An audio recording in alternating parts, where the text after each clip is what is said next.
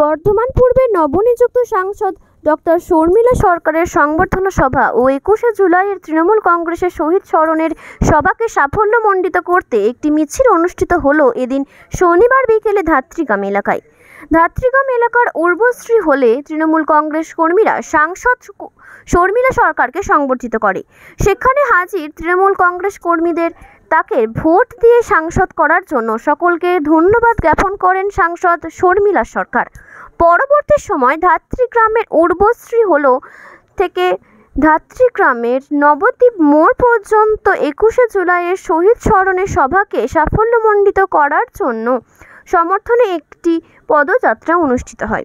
এই দিনের এই কার্যক্রমে উপস্থিত ছিলেন পূর্বস্থলী দক্ষিণ বিধানসভা কেন্দ্রের বিধায়ক তথা রাজ্যের মন্ত্রী স্বপন দেবনাথ, সাংসদ শর্মিলা সরকার, কালনা 1 নম্বর পঞ্চায়েত সমিতির সভাপতি শ্রাবণী পাল সহ বিশিষ্টজনেরা।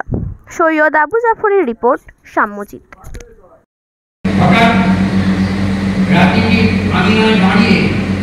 যেভাবে মানুষের সঙ্গে মিশতে হয়, মানুষের কথা শুনতে হয় এবং জনসভায় দাঁড়িয়েও গরমের সময় তিনি মানুষকে কিন্তু পরামর্শ দিয়েছেন যে ওয়ারেস খাবে না। এটা আমার নেত্রী মমতাকে খুব বেশি আকর্ষণ করেছে। আমি আমাদের বিদ্যালয় মাঠে যে মিটিংয়ে এই সমাজে বলছি, আমি সেজন্য ওকে তোমার চেয়ে অনেক ছোট বয়সে ওকে আমি অভিনন্দন জানাই। ঈশ্বরের আল্লাহর কাছে প্রার্থনা করি রাজনীতিতে আরো প্রতিষ্ঠা পাক, সাংসদ হিসেবে সে যাতে আরো বড় হয়, প্রতিষ্ঠিত হয়, সেই কামনা ঈশ্বর আল্লাহর কাছে আমি করছি। আমাদের এলাকায় আমাকে কদিন আগে নিমানিতে ডেকেছে, একটি নজরুল মঞ্চ আছে, তার আধুনিকরণের চেষ্টা চলছে, ওটা ওখানেই করবে, ওটার জন্য আমি আন্দোলন করবো। ওই ব্লকের উন্নয়নের জন্য আমি আন্দোলন করবো। যদি বলি আমি এই ব্লকের উন্নয়নের জন্য বলবো একটা ফুটবলি ইউনিয়ন করবি আর মজুরের পাবলিক হন, এটাই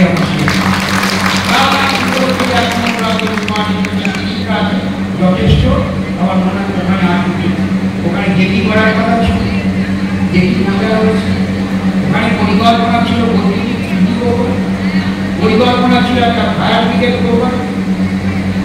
আমি দিচ্ছি দরখাস্ত কি হবে জানি না, কিন্তু ওই নিয়ে আর বেশি চাই না। সেই দুটো কাজ আমার বাকি আছে। একটা হচ্ছে বুধবারী প্রতিবন্ধ ব্রিজ, আর একটি ভোট করে কমিউনিটি হলটাকে পঞ্চায়েত সমিতিও করবে। খুব বেশি চওড়া নয়, লম্বা প্রায় 200 মিটারের মতো হতে পারে। আর যা করা হয়েছে অর্থাৎ এটা হলে একটা বড় সমস্যা বেরিয়ে যেতে পারে। এটাই আমার একটা এমপি হিসেবে আপনার কাছে বলতে পারি, একটু বড় বড় কাজ করে। আর আমাদের এই ধাত্রীগ্রামে যে রেল গেটের জন্য যে লোক আসতে দিল, কালনাকে যেমন ওটার চেষ্টা দরকার। ধাত্রীগ্রাম এই বর্তমান কালনা লোক সাংসদ হিসেবে লোকসভাতে কালনা এবং ধাত্রীগ্রামের ওপরে রেলের এই ব্রিজ করার জন্য আপনি প্রস্তাব রাখতে পারেন। আমরা এলাকার সাথে জড়িয়ে আছে, কালনাতেও বটে, আমাদের যেখানে কিষাণ মান্ডি আছে, ধাত্রীগ্রামেটাও এইখানকার খুব গুরুত্বপূর্ণ এই বর্তমান কালনা নিয়ে। এই একটা বলে ধন্যবাদ আপনাদের। আর আপনাদের সকলের জন্য একটু চা বিস্কুট ব্যবস্থা করা হয়েছে। চেষ্টা করবো।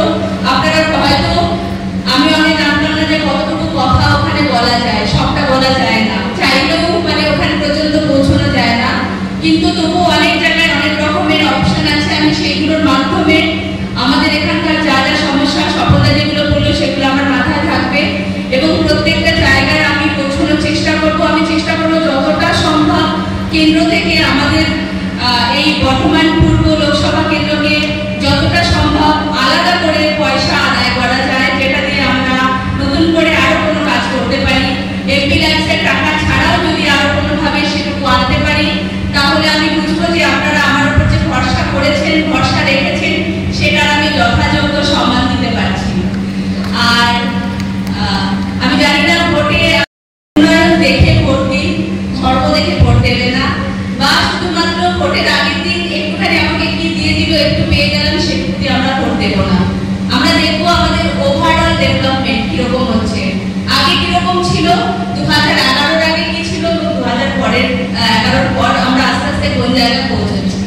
তো সেই জায়গাটা কেন্দ্রের বঞ্চনা আপনারা জানেন কিভাবে বঞ্চিত করেছে, সেই জায়গা থেকে যেভাবে আমাদের প্রত্যেকের জন্য কাজ করে চলেছে, সেই জায়গায় বোধহয় আমাদের তার পাশে থাকা, তার হাত শক্ত করা বোধহয় আমাদের আরেকটু ভালোভাবে করা যায়।